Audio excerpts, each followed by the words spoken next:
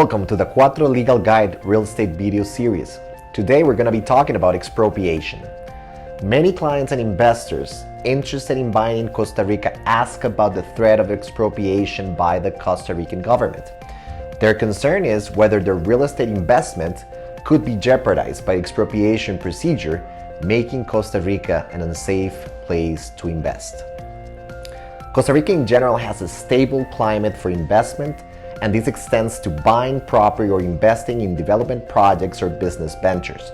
However, Costa Rica, like any other country in the world, has the right to take private property from individuals when complying with legal due process.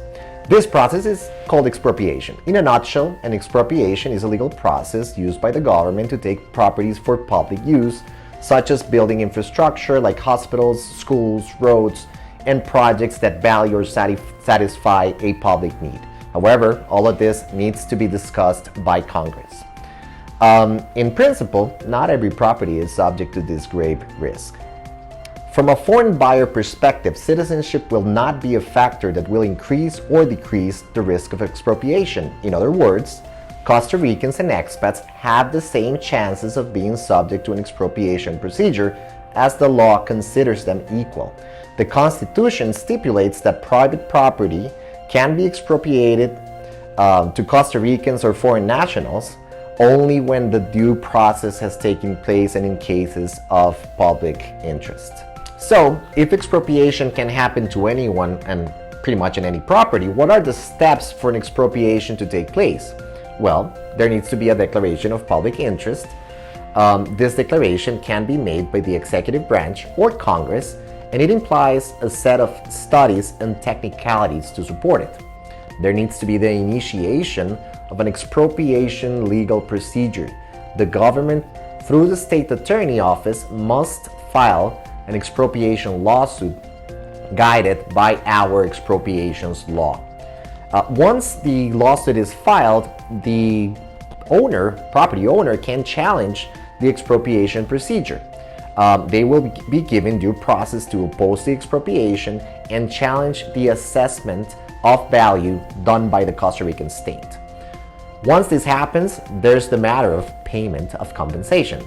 Once proceedings have unfolded and both sides have presented their arguments, including evidence pertaining the actual value of the property through appraisals, market studies, zoning valuations, property tax declarations, etc., the judge will rule on the value to be paid to the property owner as compensation for their loss. Once the payment has been settled, possession of the property will be taken by the Costa Rican state on the property or properties related to the case. The biggest takeaway that we can have of the expropriation in Costa Rica is that this can happen to anyone. So, due diligence prior to investing is essential to determine the existence of specific public interest over certain areas of lands. Many lands involved in expropriations in the past have been areas necessary to create national parks, indigenous reserves, agricultural projects, or public infrastructure. Good due diligence could have revealed risk of expropriation, so make sure that you include this research prior to making an investment. If you want to find more information about legal topics in Costa Rica, visit Quatro.legal and go to our resources page. Remember, if you don't find what you're looking for, please write to us and let us know. We will produce a blog or video just for you. Welcome to the Quatro family.